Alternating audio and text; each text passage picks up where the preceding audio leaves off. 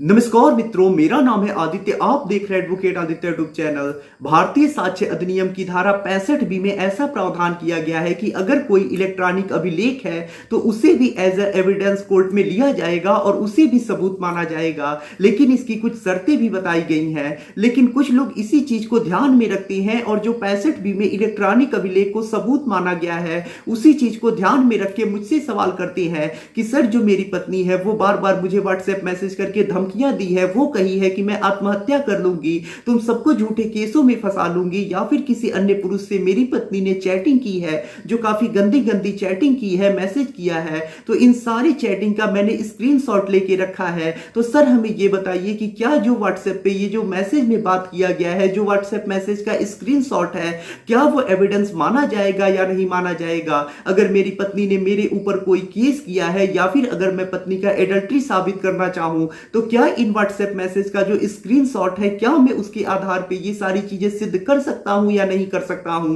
क्या WhatsApp message का जो स्क्रीनशॉट है वो एज ए एविडेंस कोर्ट में माना जाएगा, कोर्ट लेगा या नहीं लेगा? तो आज के इस वीडियो के माध्यम से मैं आपको बताऊंगा कि क्या जो व्हाट्सएप स्क्रीनशॉट जो होता है, यानी अगर आप किसी को मैसेज भेजते हैं और उसके बाद व्हाट्सएप का जो स्क्रीनशॉट ले लिया जाता है, जो भी चैटिंग की गई होती है उसका स्क्रीनशॉट ले लिया जाता है, तो क्या आप उस स्क्रीनशॉट की प्रिंट आउट निकाल के कोर्ट में लगा सकते हैं और कोर्ट उसे एविडेंस मानेगा या नहीं मानेगा? या फिर कोर्ट उस एविडेंस के आधार पे, यानी जो स्क्रीनशॉट आप दे रहे हैं उसके आधार पे आपको कोई रिलीफ देगा, आपके पक्ष में कोई आदेश करेगा या नहीं करेगा? तो ये वीडियो मैं आप लोगों के लिए काफी इंपॉर्टेंट बना रहा हूं और आपकी एक बड़ी कंफ्यूजन को आज के इस वीडियो के माध्यम से मैं दूर कर दूंगा। तो ये वीडियो काफी ज्यादा इंपॉर्टेंट है और काफी ज्यादा नॉलेजफुल है। तो चलिए वीडियो को शुरू करते हैं। तो देखिए, भारतीय साक्ष्य अधिनियम की धारा 65 में जो चीज बताई गई है, जिसमें कहा गया है कि जो इलेक्ट्रॉनिक अभिलेख होंगे वो एविडेंस माने जाएंगे और कोर्ट भी उन्हें एविडेंस के तौर पे ले सकता है।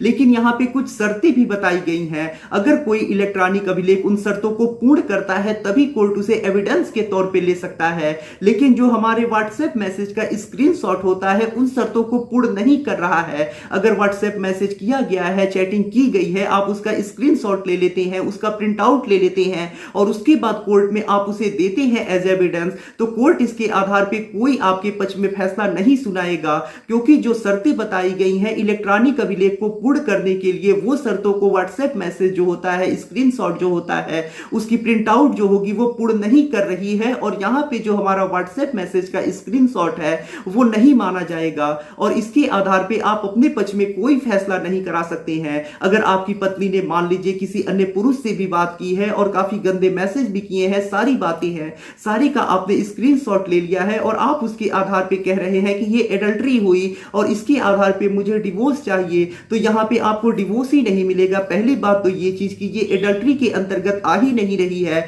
और दूसरी ये चीज की जो व्हाट्सएप का आपने स्क्रीनशॉट लिया है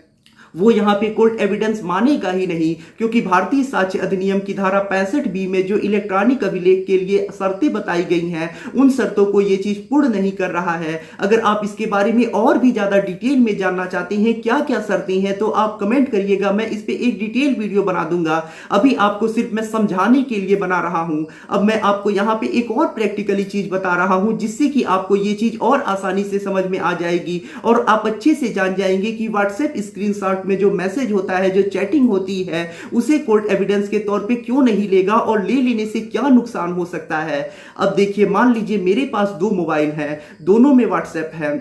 और ऐसे में मैं क्या करूं? अब मैं अपने एक व्हाट्सएप से दूसरे व्हाट्सएप पे चैटिंग करना शुरू कर दूं और सबसे पहले मैं अपने व्हाट्सएप से मैसेज भेजूं जिसमें मेरा जो दूसरा मोबाइल है उसमें मैं किसी अन्य लड़के का नाम के नंबर को सेव कर लूं और उसके बाद मैं मैसेज भेजना शुरू करूं। तो सबसे पहले तो मेरे मोबाइल से मैसेज जाएगा, फिर उधर से मैसेज का रिप्लाई आएगा, फिर ऐसे ही मैं चैटिंग स्टार्ट कर दूं और उसके बाद जो मैंने अपने मोबाइल से मैसेज भेजा है, जो चैटिंग की है, उसका स्क्रीनशॉट ले लूं, प्रिंट आउट निकाल लूं और उसके बाद अगर इसे कोर्ट में लगा दिया जाए तो क्या कोर्ट इसे मानेगा या नहीं मानेगा? अब आप खुद सोच के देखिए कि क्या जो स्क्रीनशॉट आप पेश कर रहे हैं क्या उसे बनाया जा सकता है या नहीं बनाया जा सकता है? बिल्कुल बनाया जा सकता है। अगर मान लीजिए नंबर शो कराना है तो ऐसे में जो भी नंबर आप दिखाना चाहते हैं, अब जैसे मान लीजिए मेरा ही नंबर है, आप चाहते हैं कि आप दिखाएं कि ये किसी और का नंबर है और किसी और के साथ चैटिंग हो रही है। जैसे मेरे पास फिर मान लीजिए 2 मोबाइल है, मैं चाहता हूं कि जो मेरा दूसरा मोबाइल है उसमें जो नंबर है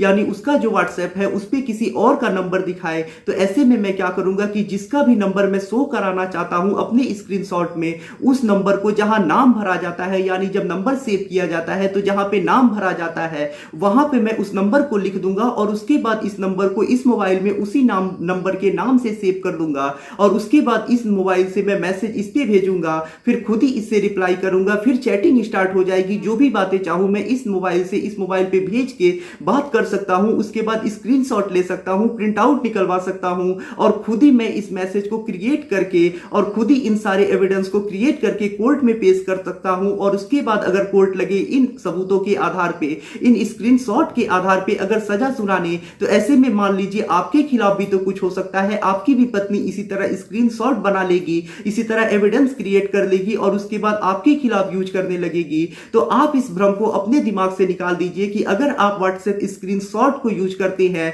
और ले जाके व्हाट्सएप स्क्रीनशॉट को कोर्ट में लगा देंगे और सोचते हैं कि इसके आधार पे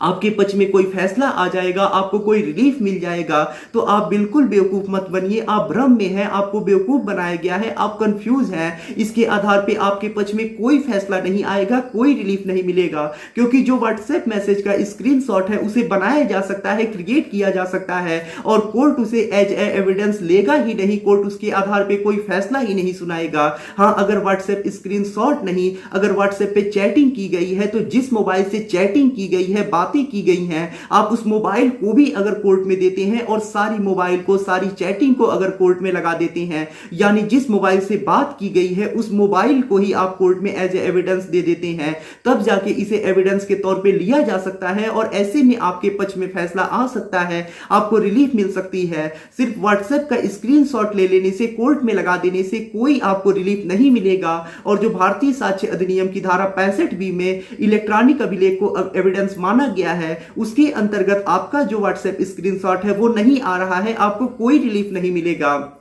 तो शायद अब आपके मन में जो कंफ्यूजन होगा और आपको बार बार ऐसे ही कंफ्यूज किया जा रहा होगा, बहुत सारे लोग आपको बता रहे होंगे कि स्क्रीनशॉट ले लो, कोर्ट में लगा दो, फायदा मिल जाएगा, वो सारी चीजें आप समझ चुके होंगे और आपके मन का सारा कंफ्यूजन, सारा जो चीजें थी, जो गलत चीजें आपके दिमाग में भरी थी, वो निकल चुकी होंगी। तो आशा करता हूं आपको ये जानकारी काफी ज्यादा पसंद आई होगी। अगर आपके मन में कोई कंफ्यूजन है या फिर आप मुझसे फोन पे बात करके अपनी कानूनी समस्या का समाधान प्राप्त करना चाहते हैं, तो इसके लिए डिस्क्रिप्शन चेक करें, वहां पे बताया गया है कि आप किस प्रकार से मुझसे फोन पे बात कर सकते हैं। अगर आपको वीडियो पसंद आया हो तो वीडियो को लाइक करें, अपने दोस्तों के साथ शेयर करें और यदि आप चैनल पे नए हैं तो चैनल को सब्सक्राइब करके बेल आइकन को दबाएं। मिलते हैं नए वीडियो के साथ अगले दिन, तब तक के लिए जय हिंद, जय भारत।